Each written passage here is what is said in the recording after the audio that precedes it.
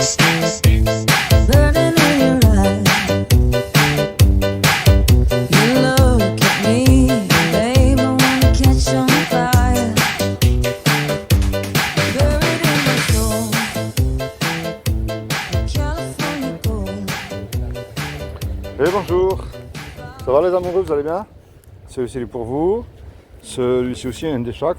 Et moi je vous explique un petit peu, je fais des petites vidéos YouTube. Vous connaissez YouTube? Donc je suis ce qu'on appelle un YouTuber. Alors je vais dans la rue, je filme un petit peu les jeunes. Vous êtes jeunes? Bah vous faites partie de ma catégorie pour les reportages alors. Alors je viens voir les jeunes parce que j'ai remarqué qu'on me parlait de beaucoup de sujets, sur les informations et tout ça. Mais j'ai remarqué qu'il y avait un sujet qu'on ne discutait jamais, c'est qu'un jour ou l'autre on allait mourir. Est-ce que vous le saviez vous déjà? Vous allez mourir un jour ou l'autre. Alors?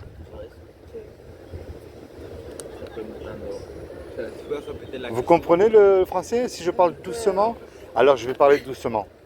Un jour ou l'autre, tous les trois, fini, mourir.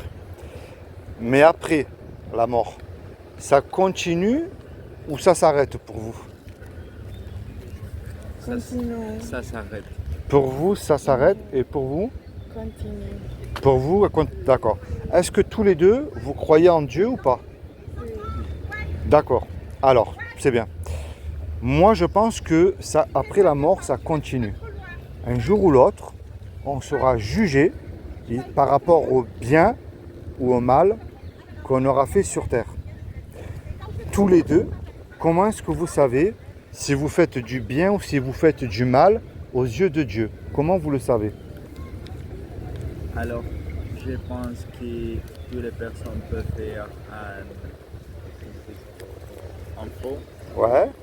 mais ça ne fait pas. Je pense qu'une personne peut être une bonne personne, D'accord.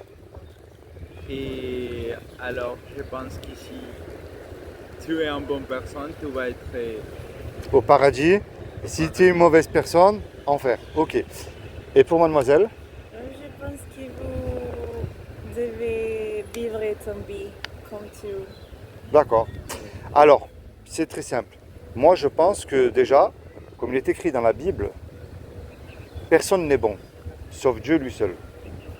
Il n'y a que Dieu qui est bon. Nous, il n'y a rien de bon. Si on gratte dans le cœur, il n'y a rien de bon en nous. Parce qu'on est conçu et né dans le péché, depuis la chute d'Adam et Ève du jardin d'Éden. Alors vous allez voir, vous savez que le monde entier fonctionne et est dirigé par des lois. La loi de l'empesanteur, la loi d'aérodynamique. On prend une tomate ici, il ne pousse pas au pôle Nord. Tout fonctionne comme une horloge. Et tous les trois, dans notre cœur, on a une loi que Dieu a gravée. Et nous serons jugés par cette loi-là, qui est les 10 commandements. Vous allez voir. Je ne vais même pas aller jusqu'à 10. Moi, je ne vous juge pas parce que je suis même allé en prison, j'ai cassé toutes les lois. Il y a un commandement qui dit « Tu ne mentiras pas ». Est-ce que dans votre vie, ça vous est arrivé de dire un mensonge? Est-ce que vous avez déjà menti? Oui. Moi aussi. Il y en a un qui dit « Tu ne voleras pas ».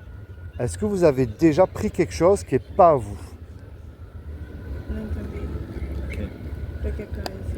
O sea, sí, tú ya te has dicho como que no vas a mentir, como que si has cambiado eso. Ah, ok. Responde. Attention, hein, ne dites pas que vous avez rien volé parce que vous avez déjà menti. Hein. Moi aussi, j'ai déjà volé. Il y en a un qui dit « Tu mettras toujours Dieu en premier dans ton cœur, dans les bons moments et dans les mauvais moments. » Mais avant que vous répondez, moi j'ai remarqué que même un incroyant ou une incroyante met Dieu en premier quand tout va mal. Mais quand tout va bien, est-ce qu'on met Dieu en premier dans notre cœur? ¿Así lo entendiste? No, no te está prestando atención. Como Dios está en lo bueno y en lo malo, y si en lo malo siempre ponemos, como siempre le pedimos a Dios la ayuda, que si en lo bueno también le pedimos, como si en lo bueno también Dios le primero. Même quand tout va bien, attention le nez pousse. No, oui. Et il y a un dernier, il y a un commandement qui dit « Tu ne commettras pas d'adultère ». Mais Jésus a dit « Quiconque regarde un homme ou une femme avec un désir, on a déjà commis un adultère dans notre cœur. Et on a tous regardé même une image interdite de moins de 18 ans une fois. On a tous fait ça. Alors, si Dieu est juste, et il est juste, parce qu'on me dit toujours, Dieu est amour, il est miséricordieux. Oui, mais s'il est amour, il est obligé d'appliquer sa justice, sinon il n'est pas amour, Dieu. S'il vous juge là tout de suite, tous les deux, est-ce qu'aux yeux de Dieu, vous êtes coupable ou innocent, à votre avis? Puisque vous avez admis que vous avez cassé la loi de Dieu. Pues que si somos pecadores, como si nos juzgaran en este momento, ¿crees que seríamos pecadores o inocentes? Ah. ¿Cómo se dice? Inocentes. Innocent. Alors, vous avez admis, c'est vous qui l'avez dit, c'est pas moi, que vous étiez des menteurs, des voleurs, et vous dites que vous êtes innocent aux yeux de Dieu. ¿Cómo se dice? Pero por espíritu. Mais tu peux... Alors, je vous explique. Vous et moi, la planète entière, aux yeux de Dieu, on est tous coupables et on mérite tous l'enfer. Parce qu'il n'y a personne, et je dis bien personne, même le religieux des religieux, même le pape, hein, qui peut dire « Seigneur, tu me dois le paradis absolument. J'ai jamais menti, j'ai jamais volé, j'ai jamais regardé une femme du coin de l'œil. Depuis que je suis né, j'ai fait tout ce que tu m'as demandé. » C'est pas possible. Et nous méritons l'enfer. Ça, c'est la mauvaise nouvelle. Attention, c'est le péché qui nous éloigne de Dieu et qui nous envoie en enfer aussi. Est-ce que vous savez, puisque vous êtes jeune, est-ce que vous savez ce que Dieu a fait pour vous il y a 2000 ans? Est-ce que vous savez ce que Dieu a fait? Dites-moi alors. Et il s'est sacrifié Eh oui, pour nous. il a pris une forme humaine exactement. Et il a pris une forme humaine, il s'est habillé avec un corps, comme une main qui rentre dans un gant, qui est Jésus, le Christ. Et il a dit, quiconque croit que Jésus est le Fils de Dieu, qu'il est ressuscité du royaume des morts le 3e jour, ben il aura la vie éternelle à mes côtés. Il n'a pas dit d'allumer des cierges, il n'a pas dit de prier Marie, il n'a pas dit de suivre un pape, il a dit de croire. Mais le problème de croire, ça ne suffit pas, hein. Parce que les démons, ils existent, ils croient, et en plus, ils tremblent. De ce côté-là, ils sont beaucoup plus humbles que nous, on va dire. Moi, le but de ma démarche, les jeunes, je ne remplis pas les bancs des églises. Si vous y allez, je ne critique pas, mais ce n'est pas mon but. Je ne suis pas témoin de Jéhovah, je ne suis rien de tout ça, moi. Moi, mon but, la clé, vous en faites ce que vous voulez ensuite. Ça s'appelle la repentance. La repentance, ça veut dire qu'aujourd'hui, vous changez de direction et vous vous tournez vers Dieu. Vous lui dites, quel est ce farfelu là qui fait des reportages, ou enfin, avec vos mots à vous. Je peux prier pour vous, mais après je ne peux pas faire le reste à votre place, moi. Vous dites tout ce qu'il y a dans votre cœur, vos peines, votre colère, votre tristesse, votre joie. C'est ça qu'il demande. Imaginez tous les trois là. On prend une Kalachnikov, on fait un braquage. Tous les trois, on se fait serrer. On passe au tribunal. Le juge, il nous dit à tous les trois, je vous laisse le choix. Vous me donnez une caution de 10 000 € ou je vous envoie tous les trois 20 ans en prison. On n'a pas l'argent parce qu'on s'est fait attraper par la police. Puis tous les trois, on ne peut pas revenir en arrière, effacer le mal qu'on a fait, c'est trop tard. Et on ne peut pas dire au juge, monsieur le juge, sur la tête de ma mère, c'est fini, je recommence plus. Ça ne marche pas ça. Le juge, il va dire, vous donnez l'argent, vous partez en prison. On ne sait plus comment faire.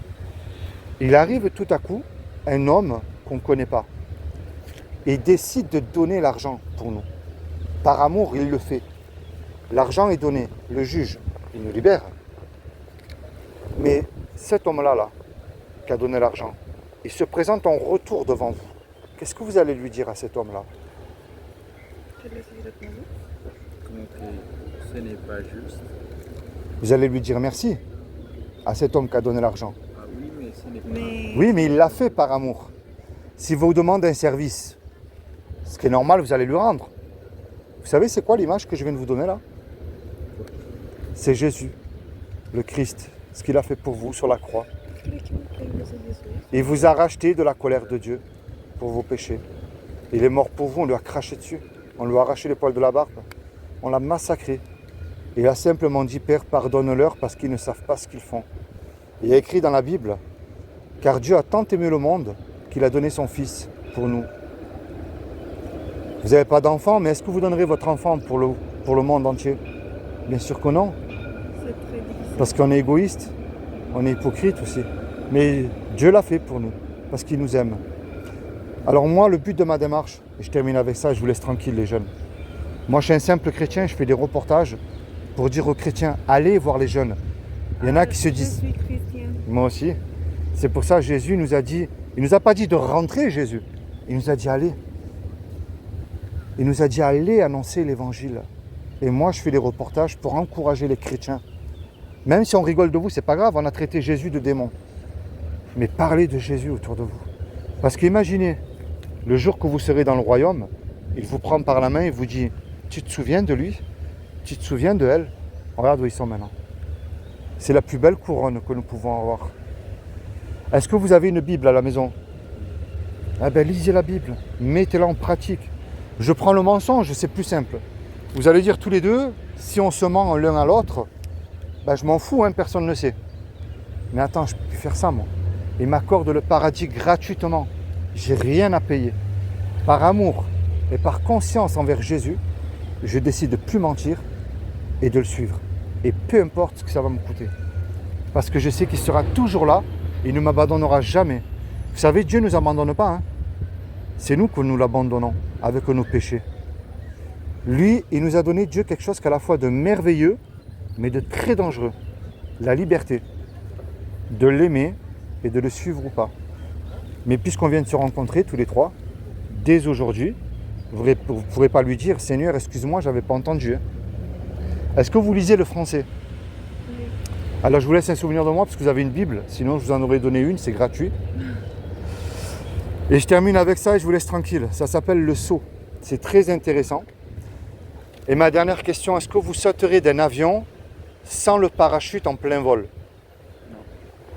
Moi, avec un parachute, je ne le ferai pas de toute manière. Et on ne se connaît pas tous les trois. Et un jour ou l'autre, tous les trois, on va faire le grand saut dans la mort. Est-ce que Jésus ne serait pas votre parachute dès aujourd'hui, qui vous garantit que vous pouvez être sauvés si vous croyez à son sang qui a coulé pour vous sur la croix pour vos péchés? Alors je vous dis, là, vous avez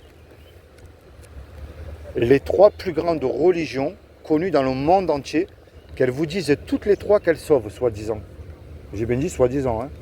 Au milieu, c'est un évangile de Jean, un des 66 livres de la Bible, pour connaître Jésus de la Bible, pas une star. Parce qu'aujourd'hui, on a fait une star de cinéma, mais Jésus, c'était pas une star. Hein. Et là, vous avez des conseils pratiques à mettre avec Dieu dans les dernières pages, tout seul.